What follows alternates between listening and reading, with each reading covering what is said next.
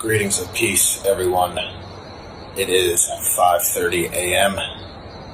at the Ritz-Carlton in Abu Dhabi, and as you can see in the background, there is the Grand Zayed Mosque, which is stunning, and any minute now, the Adhan is going to play. So for those who may not be familiar, the Adhan happens 5 times a day, and it welcomes Muslims to go pray and reminds them to go pray. And it's something that in the country that I was born in the United States, we really don't get to see a lot of. We don't get to really hear it. But when you kind of travel to a Muslim majority country and you hear it, it's really serene and it's beautiful. It's a reminder that, we have a duty to give thanks to our Creator, the Almighty, who sustains us and gives us life and provides us with sustenance. So it's going to happen at any moment here. Usually about, I thought it was 5 minutes before the actual prayer, which is at roughly 5:35, but you can see in the background that the masjid is just beautiful. Sorry, it's a bit shaky there. We're about to listen to the Adhan, which is the Muslim call to prayer, which happens 5 times per day. Any minute now, it's going to come off. The person who calls Muslims to prayer is the muezzin, and the first muezzin was Bilal ibn Rabah. So if you follow this page, you'll know that Bilal is someone that I speak about quite often, because Muhammad, the Prophet of Islam, had a special relationship with Bilal, who happened to be an African man, a slave from Abyssinia, and Muhammad elevated him to the status of the muezzin, which was a cherished position in the early Muslim community, or ummah. And I use the relationship that Muhammad had with Bilal ibn Rabah to show how Muhammad took a stance of anti-racism, which is different from non-racism.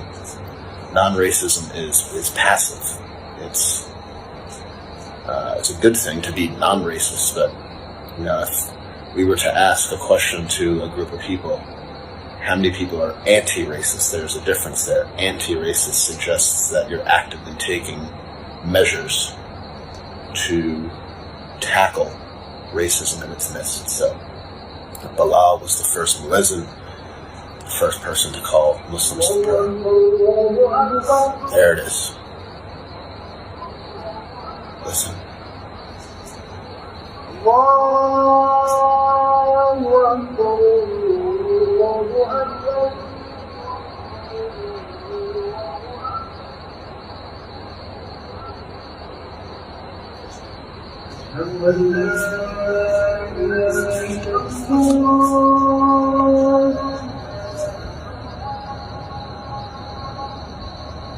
أشهد أن لا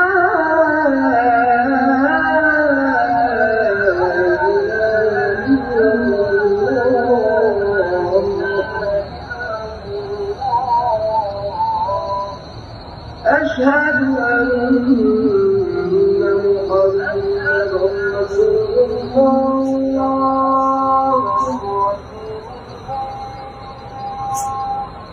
أشهد أن محمدًا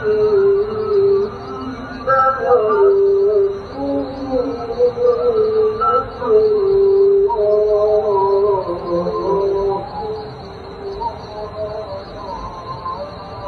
حي على الصلاة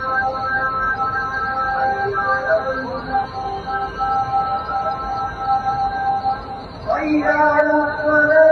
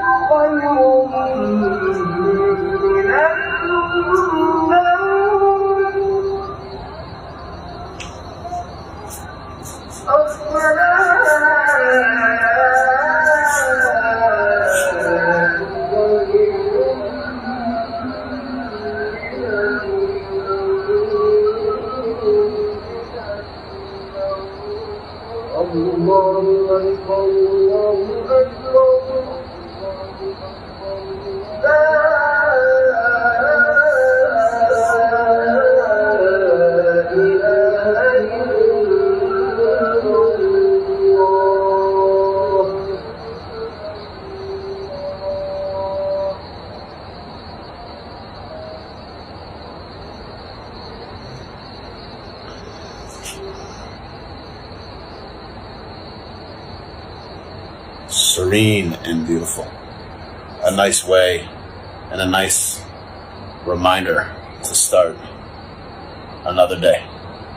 God bless. Assalamu alaikum, brothers and sisters. Here I've seen this Catholic scholar. He said how beautiful the Adhan is. He heard Adhan just near the mosque, and he heard the Adhan, he waited for the Adhan, and he said that the Adhan is so soothing, so calming. And every morning the Muslims, they start their day by praying to Allah subhanahu wa ta'ala.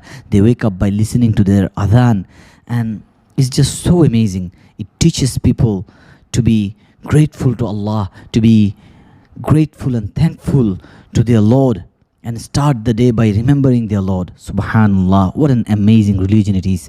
And this Catholic scholar, he became mesmerized by the beauty of the Adhan, and he also knows about Islam. He knows that Bilal radiallahu anhu was the one who used to give Adhan during the time of Prophet Muhammad sallallahu alayhi wasallam. May Allah guide him.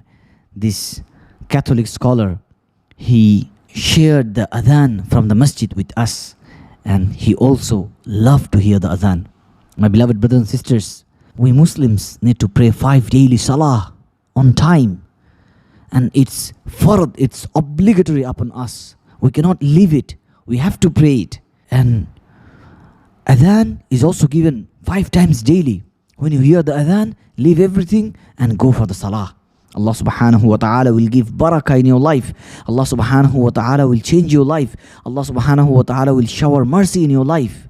Try to pray your salah on time, and try to go to masjid to pray, and pray in congregation. The reward of praying in congregation is much higher than praying alone.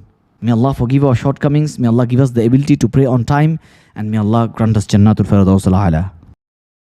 Help us build an Islamic studio at www.islamicstudio.org, link in the description.